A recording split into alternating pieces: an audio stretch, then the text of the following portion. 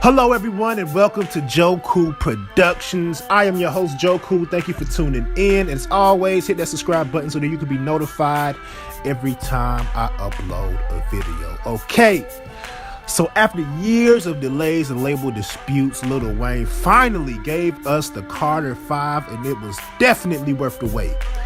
We thought we'd never see the Carter 5 album due to his so-called beef with you-know-who. Cash Money. But luckily for us, he finally dropped the album on September 28th of 2018, 4 whole years after Lil Wayne announced that he was dropping the album back in 2014. Since this is his last Carter album, allegedly, we all know how rappers can be. You're retiring. Two words I never thought I'd put Jay-Z and you're retiring in the same sentence. A few moments later. Jay-Z's back. He's creating music. Yeah. We can finally rank all of Lil Wayne's Carter albums from worst to best. Of course, you may not agree with how I have the albums ranked, but that is what the comment section is for.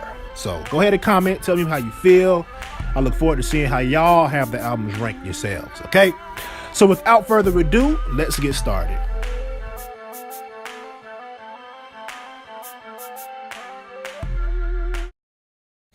Alright, man, so starting at the 5th spot, the worst album in my opinion, to me, is Carter 4, okay? Now, honestly, I think this is Lil Wayne's most underrated project. And I'm talking about all the projects, not just the Carters.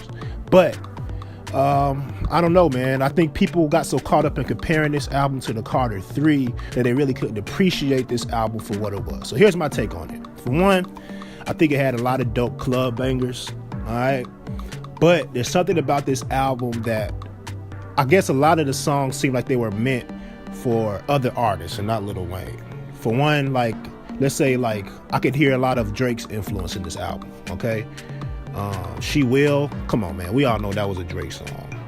How to Love, some songs just didn't seem like Lil Wayne to me, you know?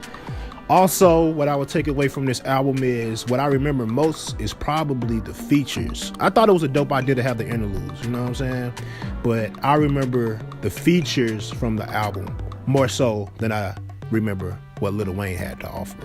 But at the end of the day, a lot of the songs were like very underrated, very underappreciated, but this album just didn't hit as hard as the other Carter albums, okay?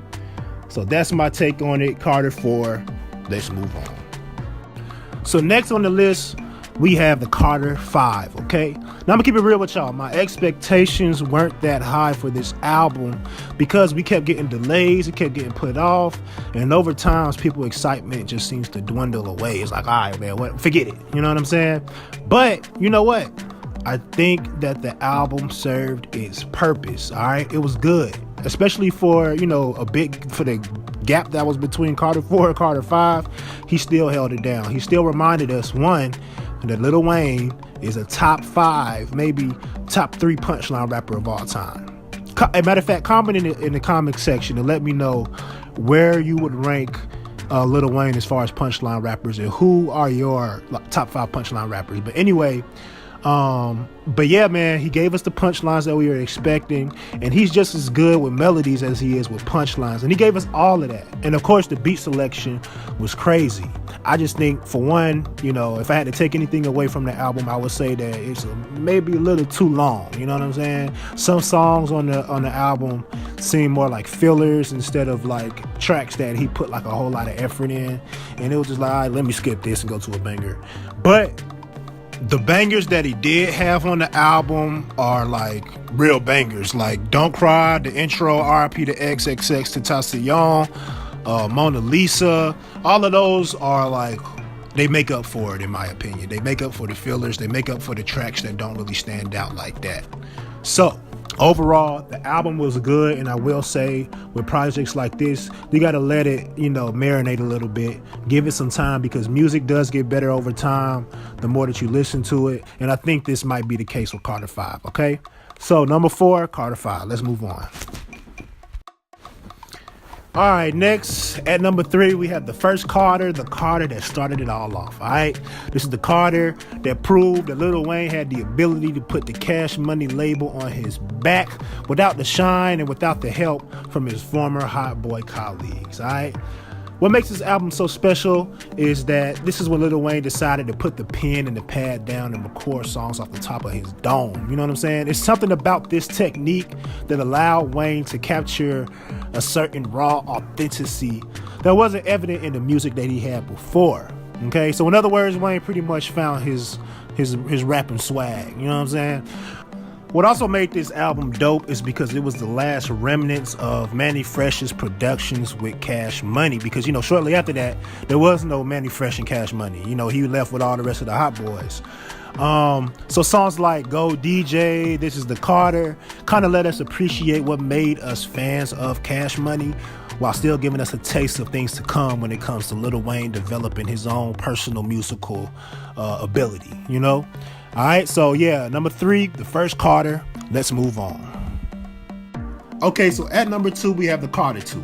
Now, I know a lot of y'all may have the Carter 2 as your number 1 album. I'm sorry if I disappointed you.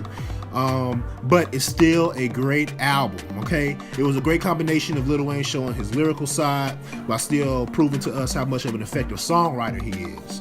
Now, this was at a time when Southern hip-hop artists really didn't get much respect as being lyricists, but to me, Lil Wayne was the perfect representative to solidify that case, okay? And though he showed glimpses of his lyrical side, on the first Carter, he seemed to perfect his lyrical ability on Carter 2 with songs like Hustler Music and Best Rapper Alive. Now, I really like the fact that he called himself the best rapper alive, because ever since he did, no other rapper at that time was able to dethrone him with that superlative. And in my opinion, this is another topic for the comment section, I feel like Lil Wayne dominated the 2000s era. Yeah, some people may say Kanye did, some people may say, I don't know. That's for the comment section. Who do y'all think dominated the 2000s hip-hop era? But in my opinion, I think it was Lil Wayne. So yeah, man, the Carter 2 will forever remain the album that stamped Lil Wayne as a hip-hop legend. Now we'll go to his best album at number 1. So finally, at our number 1 spot, we have the Carter 3. Yes, ladies and gentlemen, the Carter 3, in my opinion, is Lil Wayne's best Carter album. This was at a time where Lil Wayne was just killing it on other people's songs as the featured king at the time, and it was time for him to kill it on his own project, and he indeed did that, okay? He proved himself lyrically on songs. I remember, of course, he had Millie. Millie's like a lyrical giant. It was a lyrical, you know, masterpiece. He also had songs like You Ain't Got Nothing that had Joel Santana, had Fabulous on it. And one thing about Lil Wayne, if he's not afraid to be on the same track with other lyricists and prove himself. And that's exactly what he did. You know what I'm saying? But he also gave us hits. He gave us Lollipop. He gave us Mrs. Officer. So it was the peak of his, you know, of his hit making ability, the peak of his lyrical ability. And the album is just one of those albums that you could play from front to back and not skip a song. And I guess that's why the album went triple platinum. And that was hard at that time because everybody, including myself, I gotta admit, everybody was stealing songs off LimeWire. Okay, shout out to LimeWire. It held us down for years. But yeah, man, in my opinion, this is easily Lil Wayne's best Carter album. Carter 3. So there you have it. Those are Lil Wayne's Carter albums ranked from worst to best. Don't forget to hop in the comment section and let us know how you have Lil Wayne's Carter albums ranked. Don't forget to hit that subscribe button. Hit the bell next to it so that you can be notified every time I upload a video, okay? So I'm Joe Coolman, and I will see you all next time.